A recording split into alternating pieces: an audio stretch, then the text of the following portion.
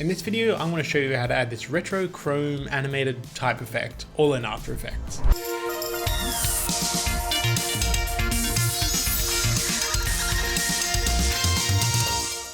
So we're starting with a text layer in a new comp, and I'm using the font 60s Pop, which you can get from Defont, which will help a little bit with this retro look, and I've set its color to a perfect 50% gray. Let's pre-comp that with Ctrl-Shift-C. Let's call it type. And now we need to create a gradient, which is going to be the basis for our animation. So let's create a new solid with Ctrl+Y. Its color doesn't matter, because the first thing we're going to do is add the gradient ramp effect. There, and let's rename that layer to gradient, because we always label our layers. And we want this gradient to cycle through these colors and move up and down. And we can do that by adding the effect Colorama. Now initially this adds a gradient of the whole color spectrum, but an awesome feature of Colorama is it has in input phase a phase shift. So we can scroll along this and our gradient will sort of cycle through all the colors. So to animate this, we are going to add an expression. So if we hold Alt or Option on our keyboard, click on the stopwatch, that opens up our expression window and we can type in times * 100. And that will just provide a value that keeps increasing.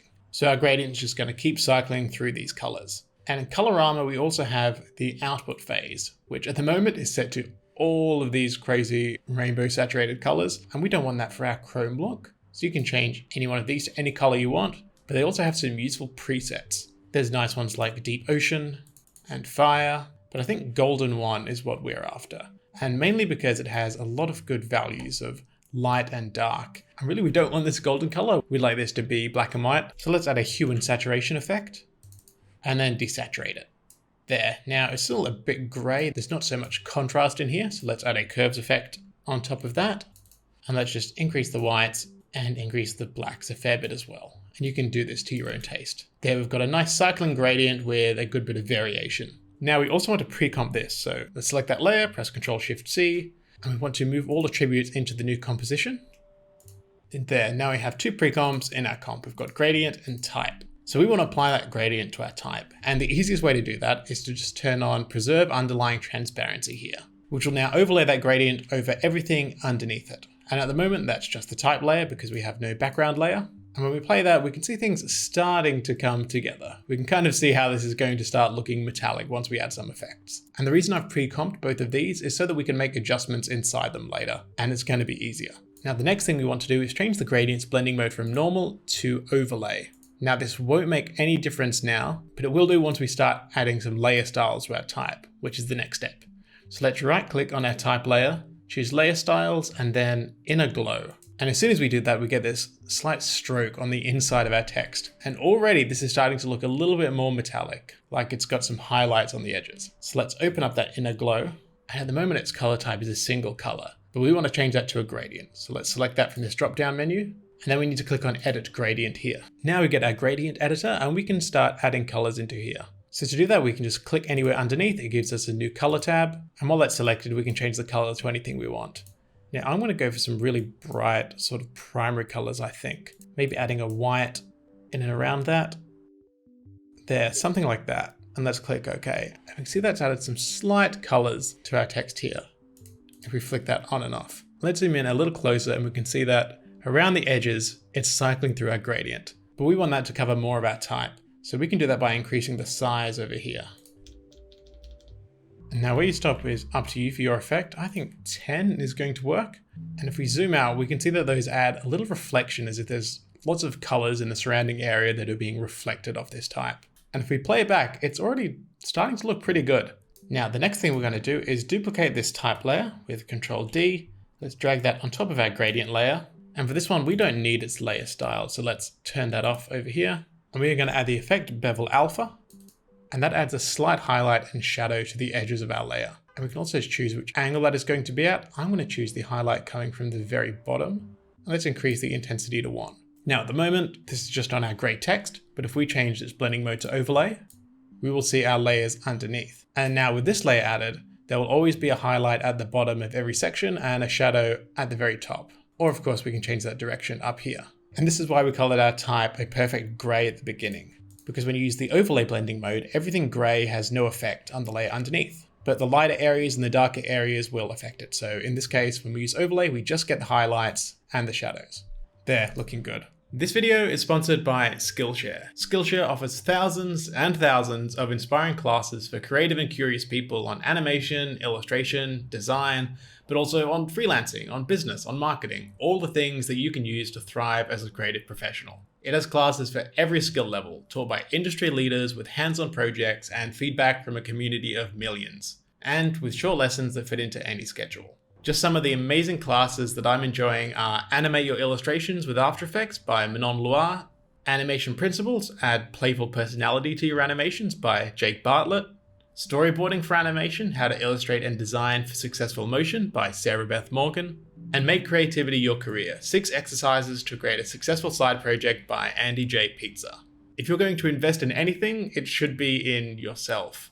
I think perfecting and learning new skills is the best way to do that.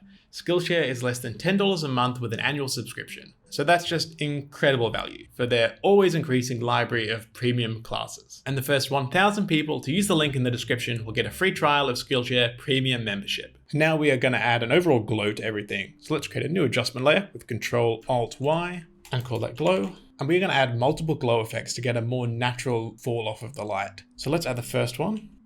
And we need to change a few of the settings over here. We want to change the glow intensity downwards a bit, so let's go to 0.7, so it's not quite as intense. Let's leave the radius at 10, but the threshold we want to change from 60 to something much higher. And what the threshold does is determine what areas it's going to make glow. So if our threshold is really low, anything that's even slightly bright will glow.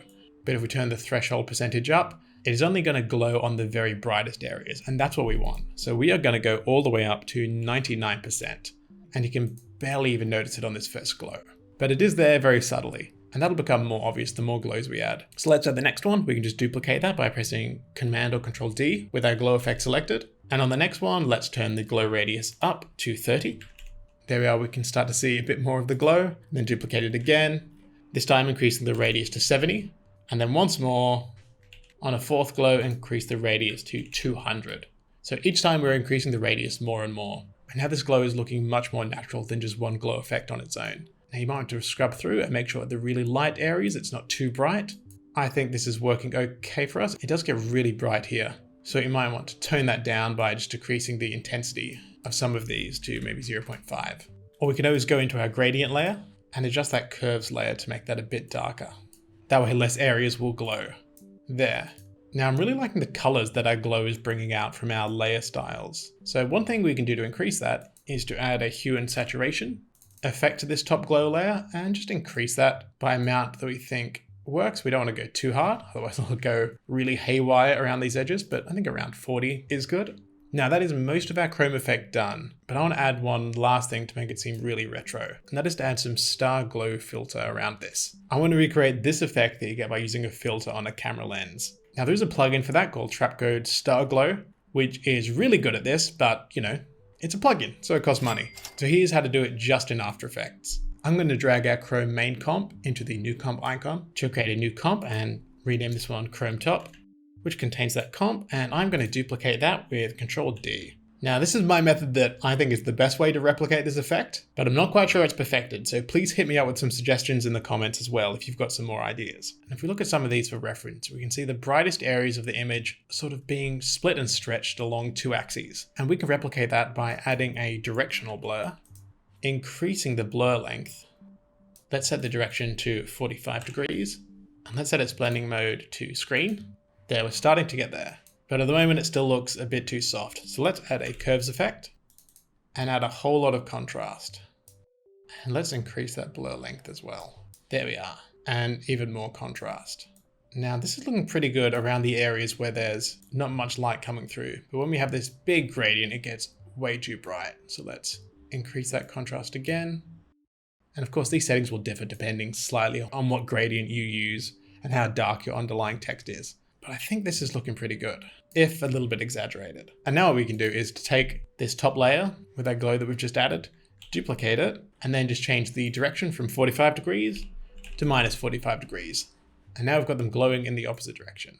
And there we've got glowy, shiny, retro, chromy text. And at the moment this is a, black and white, silvery, chromy color. But if we go into our gradient layer and make changes to this, we can get completely different effects. So one thing we can do is just turn off the hue and saturation effect. And now our original output cycle for Colorama will show through. And now we get a really red variation. And we probably need to adjust some of the glows and directional blurs on this. And it's gonna be really fun to try some of the different preset palettes in Colorama, like the original hue cycle. And that creates a very colorful look, which is, again, probably a bit too intense. But some of the subtler ones, like earthenware, can look pretty good and just add some more subtle colored nuance to your type, depending on what you need. And of course, now we can go into our type layer and change our type to anything we want, and that is all updated dynamically. This does tend to work better with thinner type because we've used that inner glow layer styles, but try with some different typefaces and I'm sure you can get some interesting results. Please take a look at this project file. It's free to download down in the description, and I'd love to see what you make applying these techniques to your own projects.